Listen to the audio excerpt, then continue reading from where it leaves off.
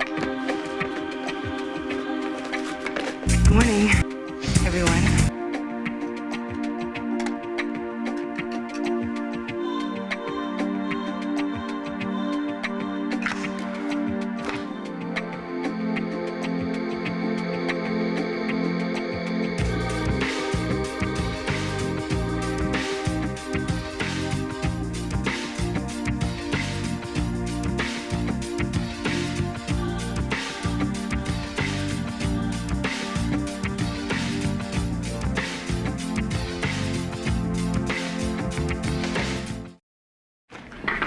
Lurking outside Hayward's office again, I see. I'm not lurking. Good. Then you won't be blowing the door off its hinges and hauling away his file cabinet on your back. You know, if I thought that would get Tad the information he wanted, I would do it in a minute. Tad wants us to butt out of his No, life. no, you know what? He doesn't. He doesn't. This is different. No, this is not different. This is the same old, Liza. The only thing that is different is our take on it. So are we gonna, what? All right, I want you to help me find Tad. You don't listen to me. You don't. Why? You never listen to me. Look, Why Dixie is that? needs Tad right now, okay? Dixie is in the middle of a major meltdown. Most often, a child's upset about something. Is worried or frightened. Runs away from home to escape the problem. Had Junior mentioned anything at all that was troubling him? Anything that might have made him take off? Adam and I had an argument. Was this argument intense? Well, we weren't throwing furniture at one another, if that's what you're asking. But it was a disagreement. And he must have overheard it. When he gets upset, he can't communicate. You know, he can't speak, he can't ask for help. Right. All right, look. I know this is going to sound impossible, but try to stay calm. I mean, worrying won't help us find him any faster. You're absolutely right. It's impossible. Right. I can't stay calm. I'm going to put on APB, all right? But just call me if you remember anything. All right. Keep me posted if you hear anything at all. Yeah, thank you. Thank you, Lieutenant. dear. All right. Dixie, the police will find him. He's out there in the cold somewhere thinking I'm gonna die. Well, he's a smart kid. He'll know how to keep warm. He's not thinking of himself. He's thinking about me, and this is your fault, every bit of it. There's hardly the time to cast blame. I do blame you. I blame you for every single bit of it. I'll get it. What the devil are you doing here? Go away. Adam, quick! Dixie needs help! I'm calling an ambulance. Not necessary. What do you mean, not necessary? The woman is In the hands of a personal physician. not while I'm alive, mister. Damn it, Adam! No, Adam, this help! man has already tried to kill one person in our family. I'm not going to let him endanger another one. Get The out! only person who's endangering her life, Adam, is you. If you don't let me help her. I want you out of my house. Cool down, Adam. Dixie man- doesn't need any more stress. She doesn't need an incompetent doctor either. Get out of here. Wasting precious time.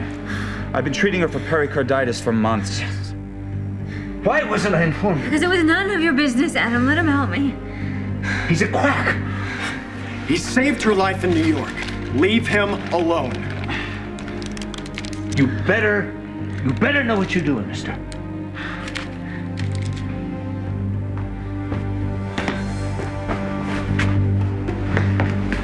You've known about this all along, haven't you? I was in New York with Dixie when Dr. Hayward was brought in on the case. I can't believe this is happening to her. Dixie will beat this. If it can be beaten, damn it! It's not right. Dixie's always been so positive, so full of life. Would you stop talking in the past tense? She's not dead yet. I never worried about Junior being left alone. I thought she'd always be there for him in the years to come. Whatever happened to me, if anyone died, it would be me. But now, she's just too young to go like this. This is not the end. How do you know? She's been in worse shape than this. You've got to trust. Trust what? That goodness is going to win out in the end? I'm not that naive. No, thank you. I know how bad this is, Braden. The woman is dying. Do you know how long she has left? I don't know. I honestly thought she was getting better. Don't give up, Ryan. Not getting bail doesn't surprise me, given the DA we had and you jumping bail. At least Gillian got a break.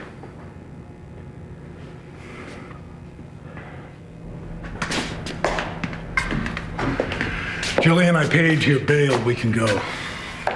Thank you. There's no need to thank me. I'd never leave you in a place like this. Let's go home.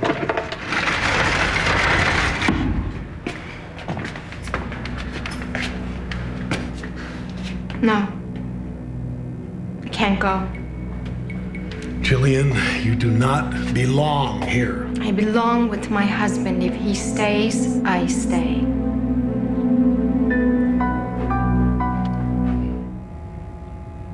Thanks to Edmund's house guest, I had lots of time to think. There's no way I'm gonna choke down my breakfast with some woman who cries rape whenever the spirit moves her. Okay. Will you give us a minute, Edmund, please? Take two. Okay. Let's get some coffee.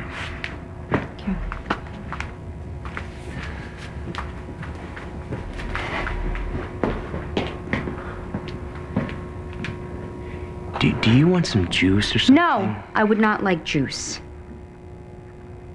Okay, how about we go upstairs, I'll run you a nice, warm, hot bath.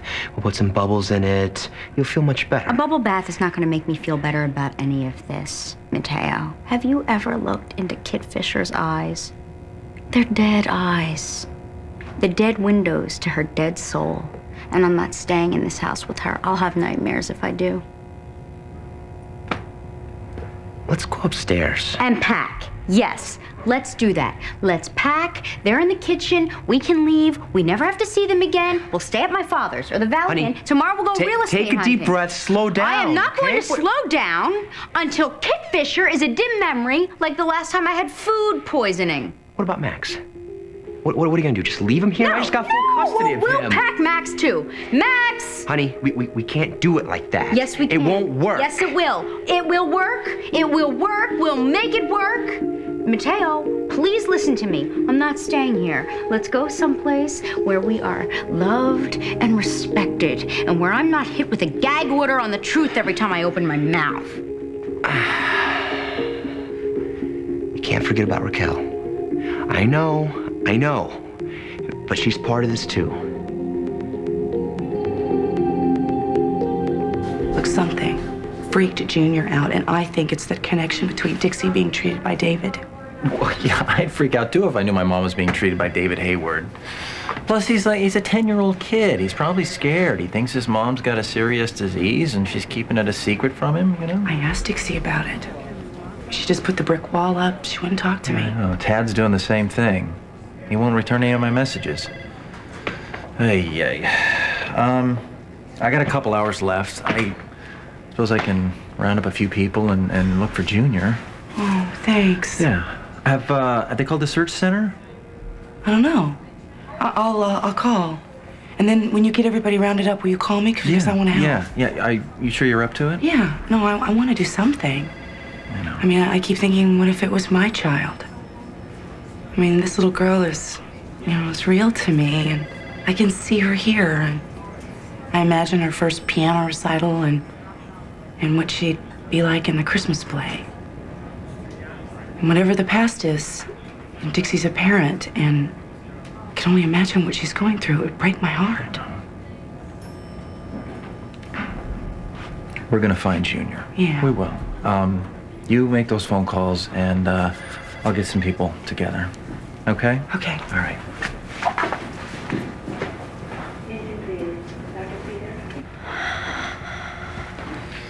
Feel better? Yeah, much better. Thank you. What happened? You had an episode of mild carditis. You really need to get some sleep. Let the painkillers take effect. And stay away from stress. Right. You really should be lying in a bed right now, Dixie, getting some much-needed rest. My son is missing. I couldn't rest if you paid me. I could give you a sedative. I don't want a sedative. I just want my son. You want to get well, don't you? Of course I do, but... But nothing. The more upset you get, the more likely it is that you're going to have another attack. You need to at least stay put in a chair or on this sofa. I'll make sure she stays quiet. Oh, for crying out loud, Adam, I'm not gonna run races. You're not going to run anything. You're going to sit on that sofa until your doctor says you can move. Doctor, can I see you for a second? Of course. What the hell just happened to Dixie? When a patient with carditis/pericarditis has an emotional outburst, they run the risk of bringing on a life-threatening episode. Chest pain, shortness of breath, rapid heartbeat, elevated blood pressure, so on and so forth. Yeah, well, I thought she was getting better. You assume that. She's not. But when you told her she wasn't improving, that was a lie. No. Her latest lab test results will verify that I was telling her the truth. You're sane. Oh my God. I don't believe this. Palmer Cortland is shelling out millions to repay you for telling the truth? To build a sorely needed cardiac wing at Pine Valley Hospital. Your employer's generosity is greatly appreciated by me, by the hospital board, and by all the future patients who will benefit greatly by his largesse. From what I understand, the builders are going to be breaking ground in the spring. Please give my thanks to your boss, Palmer, for me, won't you? You know how to reach me, Dixie. Gillian, you listen to me. You are free to go now. Not in my heart. Come on, miss. I'm staying. Mr. Montgomery, we've got a problem. Why is Mrs. Lavery still in that cell? She refuses to leave. She wants to be with her mate. Mrs. Lavery, this is not a bed and breakfast. I am not leaving my husband. I am staying. Look, Judge Kaplan was kind enough to set bail for you. Your cousin kind enough to post it. I suggest you get while the getting is good. Is that a threat there, Jack? Well, Counselor, I tell you what, the DA finds himself growing a little impatient with all this nonsense and is very seriously thinking about upping the charges. Oh, come on, Jack. Strong-arming a young woman for being devoted to her husband? You broke the law, Dimitri. It's staying. just that simple. You're going. No, I'm not. Get over here, get her My place is at my husband's side. As long as he's here, I'm here. Mrs. Lavery, the taxpayers of this county are not going to foot the bill so you can sit here and hold hands with your husband, a rapist. Alleged rapist, Jack. I want you out of this cell now. You're leaving now. No. I'm staying with my husband. I'll stay here forever if I have to. I don't want you to stay with me. Ryan, I know you're just saying that to save me. But I love you and I will always love you till the end of the world, and I'll follow you till the end of this earth. Gillian, you're not helping me. You don't know how to help me. But I really do love you, Ryan. Please just get her out of here. Just take her away from me. You know, I couldn't agree more. Get her out of here. Get her out.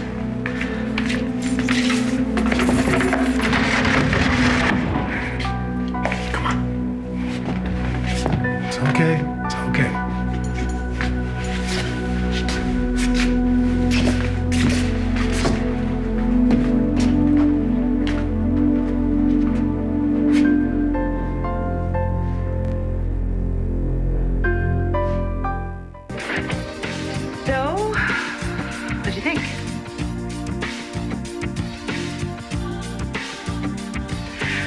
I still have the touch.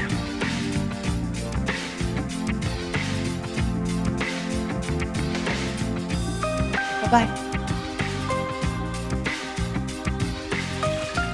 It's been nice getting to know you.